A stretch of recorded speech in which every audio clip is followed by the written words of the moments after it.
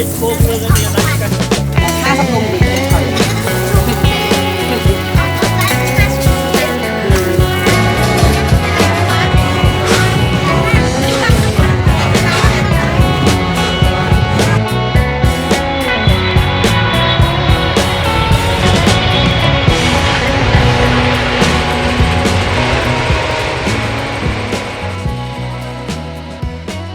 Hey everyone, this is Simon with Food Travelers.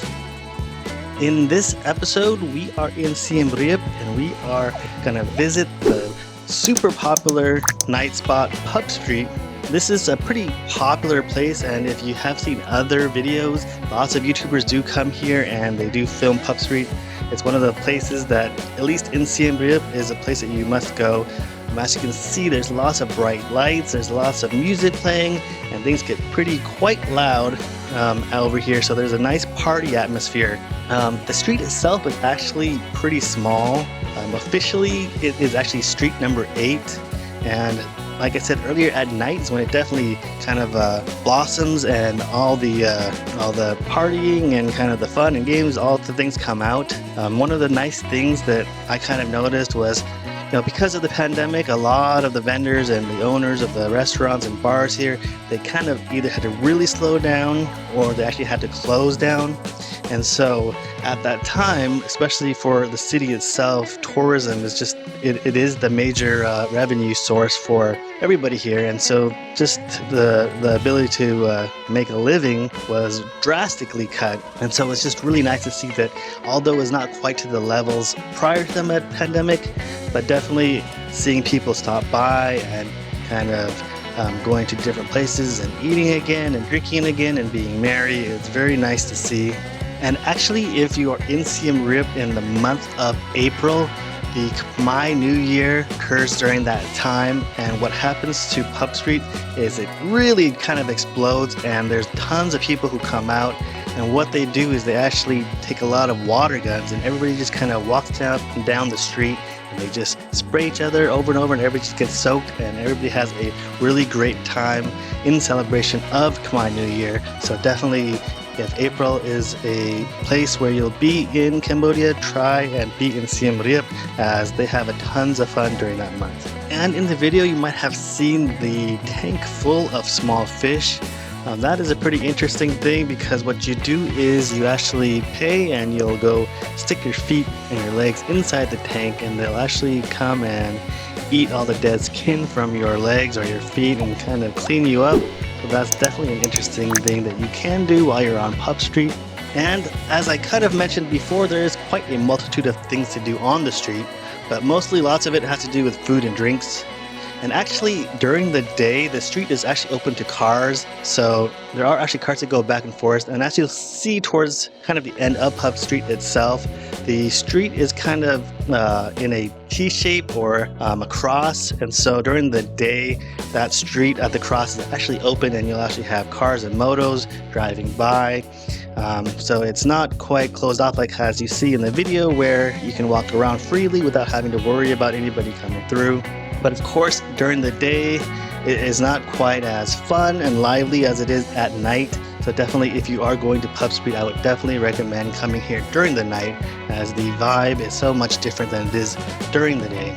And of course, nearby this Pub Street itself, there are various vendors, including the old market, street food vendors just kind of littered everywhere.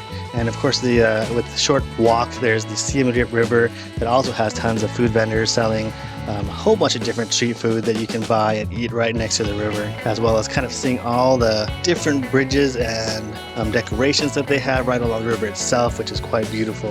As I kind of went through, I did stop at this vendor that does this dragon's breath, and one of the things that I can kind of compare as I did try it was that it kind of tasted like Captain Crunch cereal. So that's probably pretty close in terms of flavor-wise if you've never had this. And of course, you have the liquid nitrogen putting into it, and then it creates that illusion of all the smoke and everything. And so when you do take a bite, it's kind of stuck in there, and you blow out the smoke, and Hence, you have the dragon's breath, and of course the kids love that, and they definitely bought a whole bunch of that. It's always something that catches their attention, so we actually had that multiple times. But of course, as we finished our way through Pub Street itself, we ended up going to the Siem Reap River, as I mentioned earlier, and one of the favorite snacks is a Roti Snack. And we actually ended up coming to this vendor and ordering quite a bit. They are pretty cheap snacks. Of course, if you're able to negotiate with the vendor, you can actually get them for less than what they're charging. And the best way to kind of do that is if you do order in a large quantity. And in my case, we did order quite a bit, so she was very nice and gave us a discount on each of the roti itself. But to describe the roti, I would say it was probably the closest thing I would say it would be to a crepe. And of course, with Cambodia's background being a French colony, it does make sense that these things are really closely tied together, and the foods definitely has inspiration from that time when it was a French colony. And essentially the roti is a flour-based dough, and she'll kind of stretch it out until it gets paper thin, and then once it's paper thin, she'll throw it onto the grill that's buttered, and then lightly cook it. And what she'll do is she'll put actually a chicken egg, and not a duck egg, but a chicken egg, spread it around, and then kind of cook it in the butter and the egg itself. As she crisps up the dough, actually becomes pretty savory. And once it kind of cooks through, which is pretty quick because it is a very thin dough, she'll actually finish off the roti itself by putting sweetened condensed milk and some other different ingredients depending on what you wanted or what you ordered. And that kind of creates this sweet and savory combination where you have the savoriness from the egg and the butter, and then of course the sweetness coming from the condensed milk. And in this case, you can also get a version where they have sweetened condensed milk and some Nutella or Hershey's chocolate, and then they'll actually have it with banana. And that I actually had both versions, the one with the banana and the chocolate, and the other version where it was just the sweetened condensed milk in itself. And I really did enjoy both of these versions. And so pretty much you can get these snacks for about $1, I would say. In our case, we were able to go a little bit less to negotiate with her since we bought such a large amount, but I would roughly say about $1 for it. So if you're kind of in a hurry and you kind of want to have a delicious snack that kind of tides you over before you go grab another meal that is from another vendor nearby, which is actually what we ended up doing, which is getting these snacks to kind of tide us over until our other meals were finished. That's definitely something to do and a great approach to take. And of course, if you like crepes, it'll be really close and similar to that. And so definitely, if you are out seeing the street vendors and you see a roti vendor, go ahead and stop by, especially if you are a person who really likes crepes.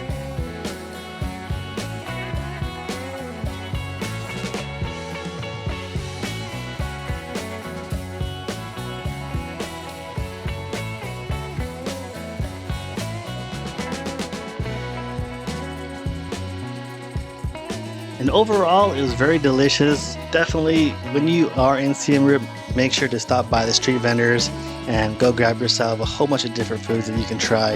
And definitely recommend coming grabbing a roti to kind of tide yourself over.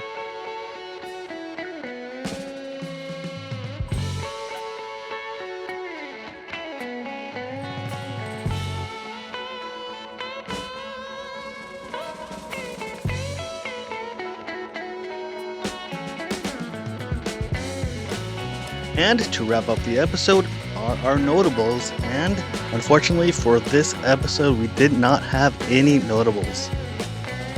If you've enjoyed the content you've seen, don't forget to support the channel and hit like and subscribe. And if you want to see additional pictures of food and our travels, go over to our Instagram page and follow us there. Thanks for watching.